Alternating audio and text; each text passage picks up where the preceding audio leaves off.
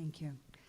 Please join me in welcoming filmmaker George Kurian and my colleague Bill Frelick from Human Rights Watch to the stage.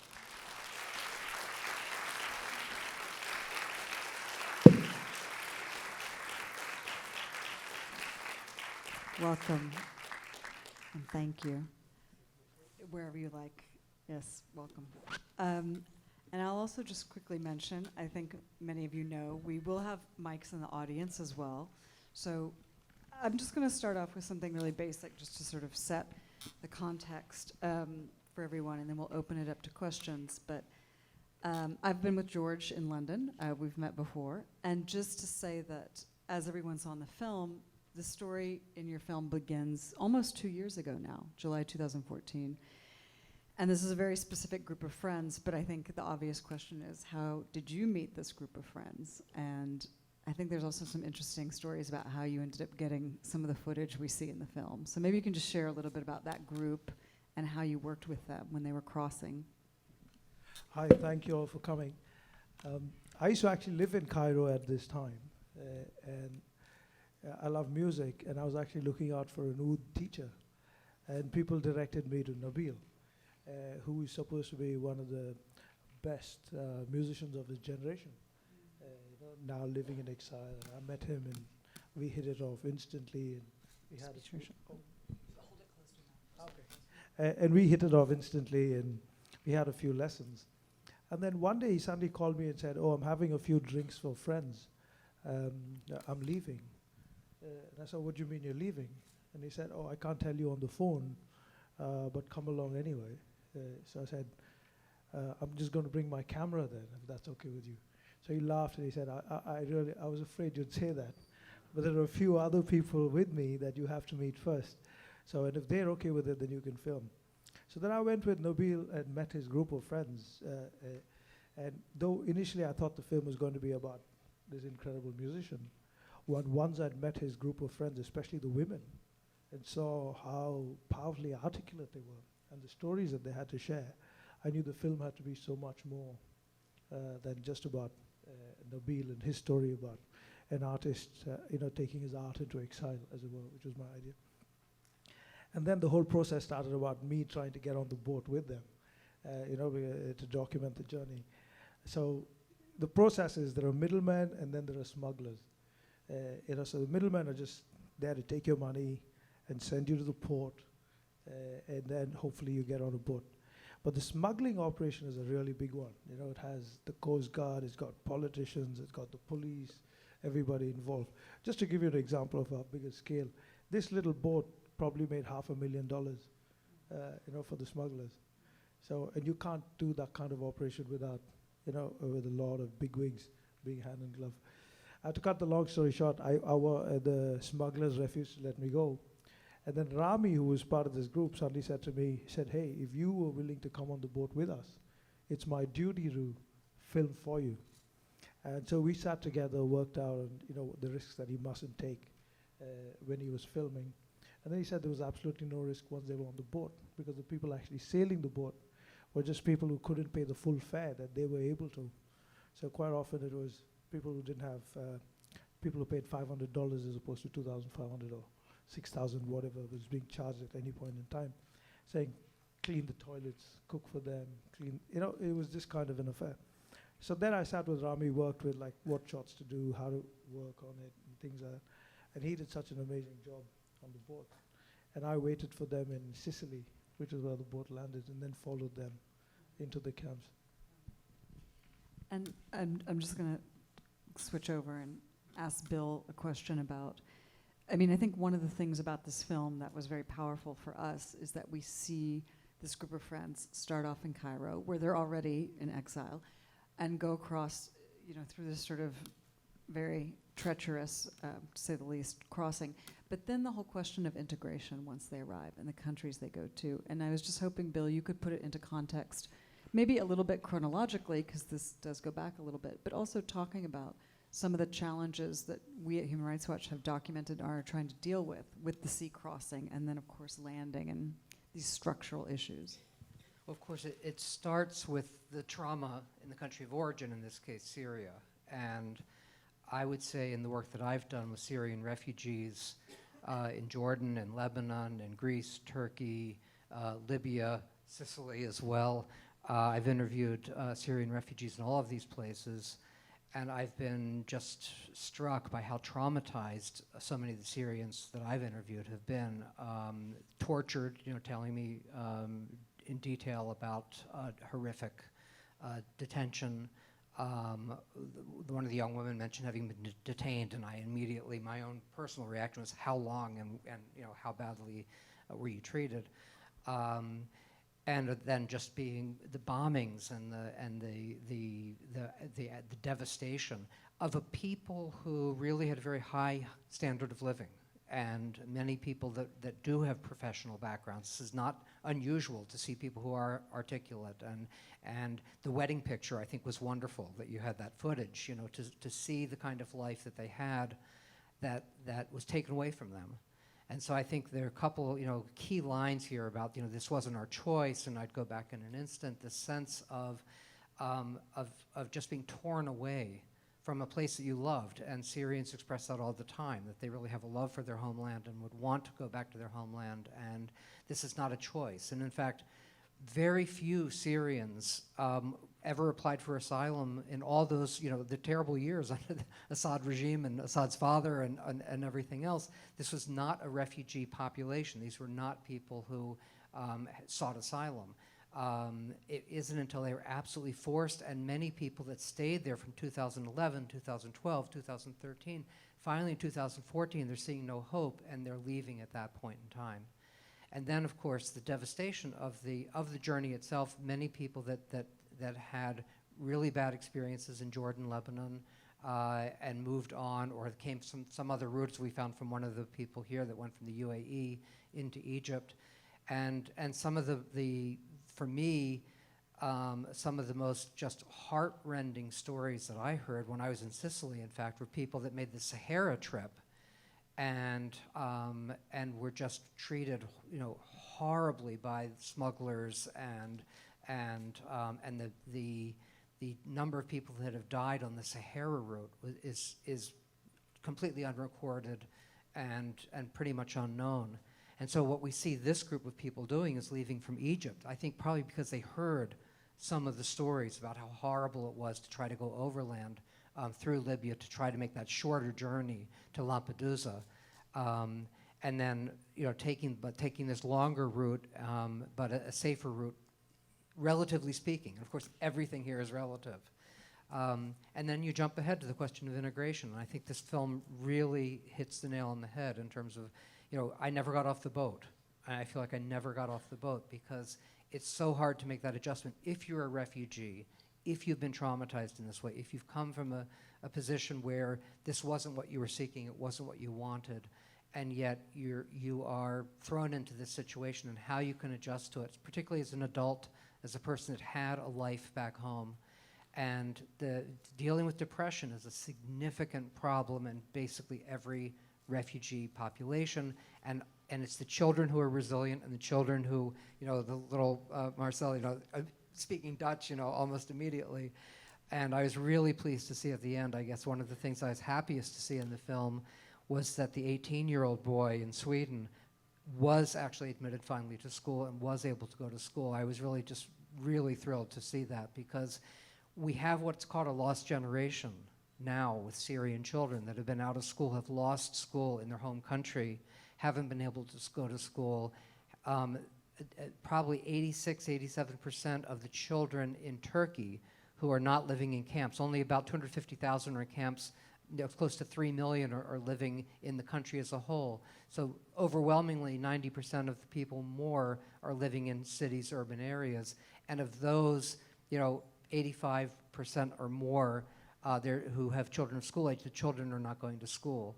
The children are out on the street. They're earning the money for the families because the parents don't get work authorization, can't get jobs, don't speak Turkish, and children are really suffering because they don't have education, and the future, I think, is one that we're all having to worry about what the consequences of that will be. So seeing that he's able to get education, and seeing the resilience, seeing the future, which is what really motivates parents to make this journey in the first place. It's not for their own sake, it's for their children's sake, and that's what it's all about for them.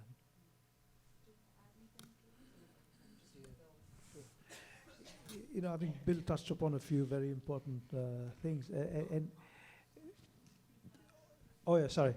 Bill touched upon on a lot of important things in terms of what happens to people once they're in the camps, and all of us, because I was in touch with them through Skype and trying to talk to them as regularly as possible. There was a shock of how quickly people started falling into a state of depression. And quite often it was, when you looked at what was going on, it was these very knee-jerk policies that were coming from, these very right-wing fears that now pervade the European landscape. Like with Mustapha that you mentioned. Mustapha and his mother chose to come to Sweden thinking that that would be the country that would give him most access to education. And literally while they were on the sea is when Sweden changed that rule that once you were 18, you have to wait for your papers to come in before you could join school. And that, the fact that a lot of vulnerable teenagers, the kind of age group that most parents are concerned about, are now running around the streets. Afaf, his mother, was always worried that he doesn't become part of a gang that's doing drugs or gets into trouble in some sense. And yet there's a policy that suddenly changed that allows teenagers at that most vulnerable age to be out on the streets with no care. So the reason I moved is so I can actually see you. If you have a question, please raise your hand, and we have mics on either side. We'll bring you the mic. One right down front. Mark, can you help me? Sorry. Thank you. And I'm going to keep my eyes open and work backwards. I see your hand. Hi, first of all, thank you. Beautiful film. Would just like to know what drew you to this story. Why did you want to give voice to those who often don't have one? I mean, for the last few years, I've been living in and working in Afghanistan and Egypt, and then now I'm based in Istanbul. And in all these countries, I've actually been seeing the process that actually, to say it this way, that manufactures refugees, as it were, that what actually happens that sends people on their way into this kind of life. And I've been trying to find a way to tell this story that's not just about gore and war and victimhood and things like that, because I also noticed that there isn't really an appetite, amongst people to know what is actually going on in these places. I also work as a photojournalist, so I've been in and out of Syria many times covering the conflict itself. And sometimes the hardest thing to tell was actually the stories of what's going on, like how in these cities. So meeting these people, who are so empathizable, as it were, who people that you just want to have a drink with, or people that or this could be you.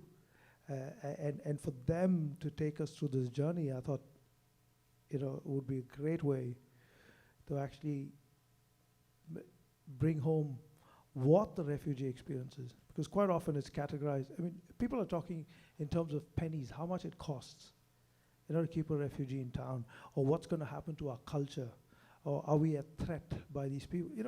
The rhetoric around refugees is so far from the reality of what their lives are about, or what they are seeking in choosing to be refugees. Like Bill was saying, these are people who've really struggled hard to stay in Syria against all odds, and it's finally even literally bombs dropping on them that they're actually moving. So I think it was a great opportunity for me to tell that story, and I think these people were very generous in letting me such intimate access into their lives and what is going on with them. I saw your hands. Yeah, just right there, Mark, this gentleman. And then we'll keep moving back. Right there, sorry. Hi, I was just curious as to how these folks actually got from Italy to these other countries to apply for asylum, because my understanding of the sort of Dublin rules that they should have been applying in Italy and they should have been sent back, and there's all these kind of, of this, the policy implications of this kind of fortress mentality that you were discussing. So I was just curious as to how they actually made it up there. And maybe Bill can jump in on that too. I'm sorry. No, go ahead, George. Yeah. Okay. Yeah. Okay. I mean, just to let people know, the Dublin Convention is this thing that operates across Europe that says when refugees come into a particular port, they have to apply for asylum within that country, which just means that the burden falls on Italy and Greece, which are the countries that have the sea border. And soon Italy found that what this would mean is that they'd be running something like a prison camp, like forcibly holding people against their will. So at the time that I was filming, what Italy had done was just basically stop fingerprinting people who didn't want to have asylum in Italy and just let people go. And Syrians are kind of, far more well-networked as a community. When you talk about refugee populations, a lot of them knew what was or what they were to expect in Syria. So they wouldn't let themselves be fingerprinted. And so when they left Italy, many of them also had plans, either friends or family in different countries or what they hoped to get, in different countries. And Sweden and Germany, of course, being the choice at that point. So this is how they scattered across Europe.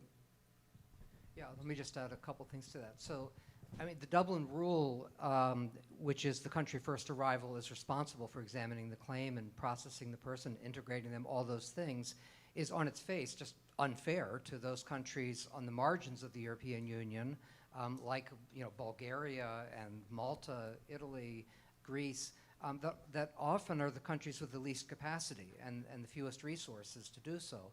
So the system fell under the weight of numbers, it fell under the weight of its own unfairness, and it was a kind of a little conspiratorial agreement between the authorities in places like Italy and Greece. I was in the Petrorali police station in Athens watching the fingerprinting, and they had these big rolls of paper and ink and smudging and it was like, and I was in Germany and they were telling me this beautiful digitalized, how the computers work and you put them down, and it was like, this is the it's the same Eurodoc system. It's supposedly a harmonized common European asylum system that uses the same standards, the same reception conditions, procedures, and yet you would see these variations, not to mention the variations in approval rates. The approval rate in 2014 in Hungary being considerably less than 10%, while in Sweden it was in the 90% range for people from the same nationality. And so, clearly the system was not functioning in the way that it was supposedly working on paper. Now, what's happened in the last few months, basically, since March, is there's a renewed attempt to the EU-Turkey deal, which some of you may have heard about. And the idea is that they're much more strictly, the Western Balkan states have actually very much closed their borders. They've been building fences, and there are 50,000 or so of refugees that heretofore had been moving through Greece that are now stuck in Greece. And there's a deal with Turkey, which is very complicated, but suffice it to say that the idea is that Turkey would be deemed a safe third country, a place to which people could be returned, and it's not safe. We can get into the details of that if you'd like to hear. But what it essentially means is that all those irregular arrivals, newly arriving since March 20th, will be returned to Turkey under this plan.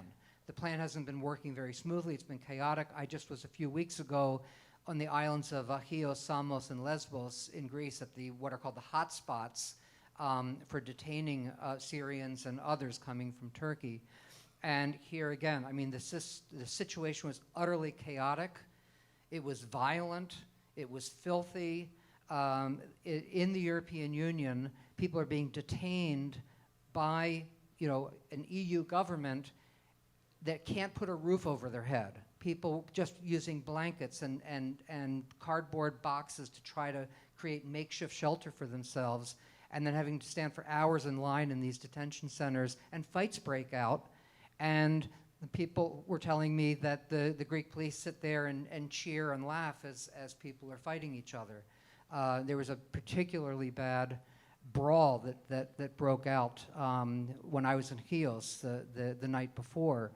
And then again, while I was there, we had to evacuate because the situation was growingly violent while we were there. And it was just, horrible conditions with women that were, single women that were forced to stay in the same areas with single men in the same containers as the men in those that were put in container holds.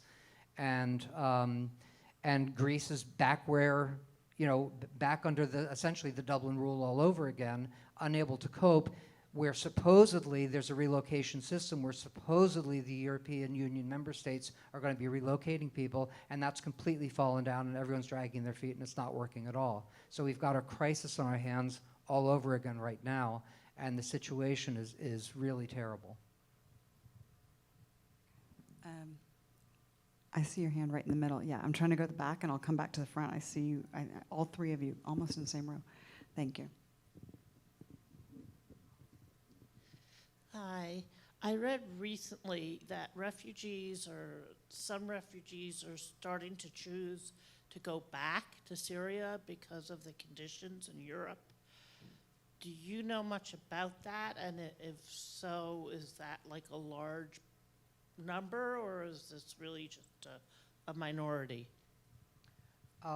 In my experience, there are always some refugees who choose to go back into however bad a situation is in El Salvador and Afghanistan. I mean, you have people, as bad as it is, they are homesick. They do become nostalgic. They do romanticize perhaps the way things were, and they hope for the best, or they get, they want to be masters of their own fate and, and enter into the fight if that's the case. And it's a combination, I think, what you saw, the psychological dislocation, the depression, the feeling of worthlessness, hopelessness that you can't do anything, and yearning for the way things were, and feeling guilty as well. That's another aspect to it, that the fact that you're out of there, that you've left, you've survived, and you know people back home. You know that there are still people back there that are suffering, and that really gnaws at people, and that creates an enormous psychological burden for people. So I've known people that have gone back, to various countries and have then had to flee yet again.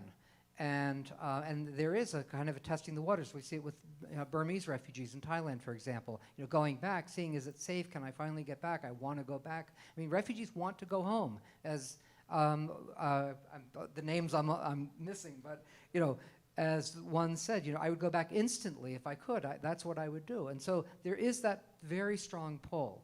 But the fact that some refugees go back voluntarily into these unsettled situations, into dangerous situations at times, does not mean that other people should be forced back. And I think that's the message that oftentimes this phenomenon engenders is, well, that guy's going back on his own, why don't we just send everyone else back? It just doesn't work that way. Some people are willing to take risks to go back, and that doesn't mean that other people who don't want to be subjected to that risk, which is in Syria still to this day an enormous risk for people to take. So you shouldn't jump to that conclusion that because some are going back voluntarily, others should be forced back. And I'd hasten to add the same thing we see with Kenyan refugees who have been exiled, Somali refugees who have been exiled into Kenya since 1991, protracted situation. Many people, have been wanting to go back to Somalia for years and years. The fact that some do choose to go back doesn't mean that the Dadaab camps should be closed, which the Kenyan government is threatening to do in November, and send back 500,000 people who don't want to go back and fear the consequences. We have time for a couple more questions here in the cinema, but I have a feeling that George and Bill will happily talk outside. I see one gentleman with his hand up in the back, and then actually, I see your hand. You'll be my last question. But just to say, actually, I just want to interject one thing. George, actually, just jumping off from what Bill was saying, at the end of the film, we obviously are told where everyone's living, the Netherlands, Belgium. To your knowledge, is everyone still living in the same countries now as they were at the end of the film? I was speaking to Nabil earlier today, and I keep in touch with them. So far, they're all in, they're staying in the countries that they've actually been granted asylum. And again, to take off from what Bill was saying before, quite often it's just, without exception, they all told me in conversation that they were actually happier on the boat. And I said, like, why were you happy on the boat? And they said, like, on the boat we had hope. I mean, there was this chance that we would not make it, but then there was the hope that once we do, that there'd be life in some shape or form. But once they'd reached and the camps and when they look at what lies ahead of them, a whole life without being able to actualize what you want to do with your life, people who've trained as engineers or doctors will never practice as engineers or doctors because they can't get the equivalency skills or things like that. And this is what also makes, sometimes people want to go back, because suddenly there's no context to your life. You're a nobody even unto yourself. You don't recognize yourself, in terms of the dreams you had as a person. So I think you have the mic, sir. Yeah. Great, yeah. So it's incredibly encouraging, I think, to see that Nabil is still getting work as a musician now that he's a displaced person. I was wondering if either of you could elaborate upon how other displaced peoples maybe have like a network for cultural preservation now that they're displaced outside of their country, and if you can tell us a little bit more about how other creatives or musicians are maintaining like a level of cultural preservation and maintaining the craft that they are trained in.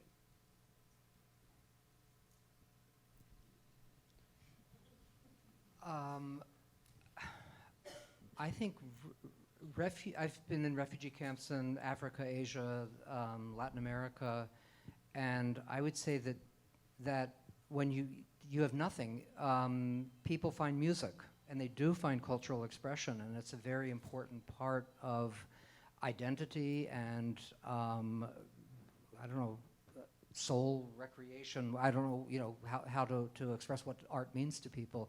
But singing in particular.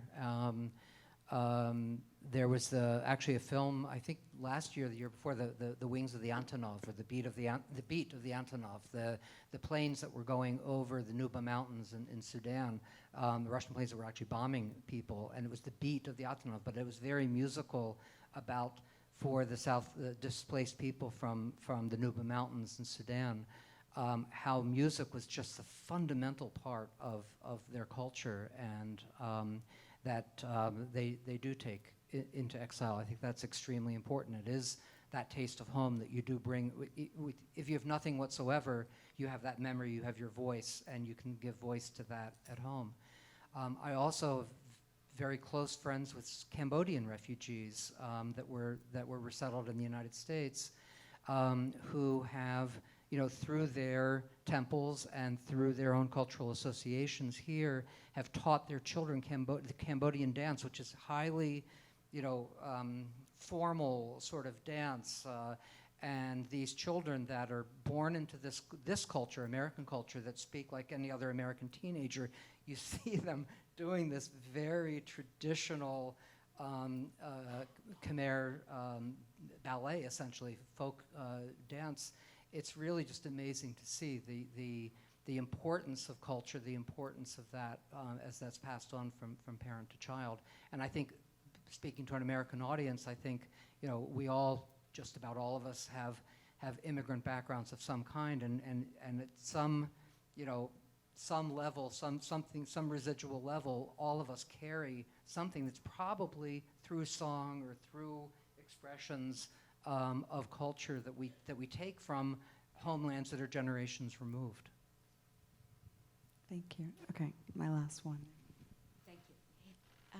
Was there any particular reason, or can you explain a reason or a logic why none of these people aspired to go to France or Britain or Spain? Thank you. And the logic is really simple. It's like how friendly these countries are to refugees.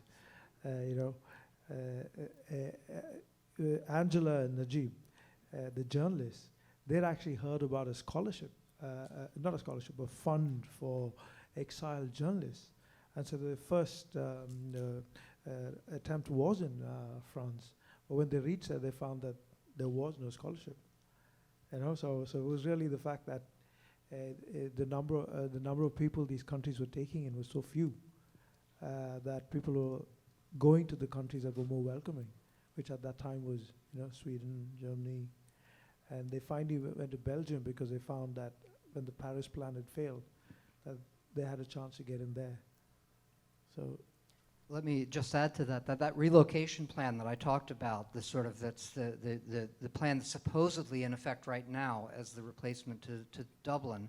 The United Kingdom, the UK, has opted out of that common European asylum system, and they have refused to participate to take a single refugee through that relocation plan from Greece or from Italy. Spain has fallen way behind on the quota of what they're required to take under this agreement. France is doing better than those other two countries, but those two have lagged particularly behind. And again, speaking to an American audience here in the United States, I think we would be remiss not to say that President Obama pledged to take 10,000 Syrian refugees. This is, in terms of the capacity of the United States and in terms of the 4.5 million refugees that are in Syria, Lebanon, and Jordan alone, 1 million last year, 1 million total, about half of them were Syrians that came to Europe over the course of the year last year. For the United States to take 10,000 is an extremely paltry number. And as of 8 months into this fiscal year, so the pledge was for this fiscal year, which ends at the end of September, the number that have been resettled, who have been admitted to the United States, is 2,805 in 8 months. So the United States, which has far greater capacity than certainly a country like Lebanon, population 4 or 5 million, that's taken over 1 million refugees, somewhere between 1/5 and 1/4 of its total population, a country that has a very delicate demographic balance, precarious political and economic situation, where people are living in the streets. I interviewed people that were living in graveyards as refugees in Lebanon, and the United States can't take even 10,000 Syrian refugees, and 31 governors in the United States have announced that they would refuse to take Syrian and Iraqi refugees into their states, that they're not welcome in their states, and one of the presidential candidates has said that any Syrian refugees already admitted to the United States should be expelled. Okay, I'm sorry, we do have to stop here. I'm so sorry. But we will be just outside if people want to ask questions. And I just would remind people the film is screening again tomorrow night, 9:15, IFC Center. Also, still more films here at Film Study. Please pick up a brochure, and thank you so much for being here. Thank you both again. Thank you. Thank you for coming.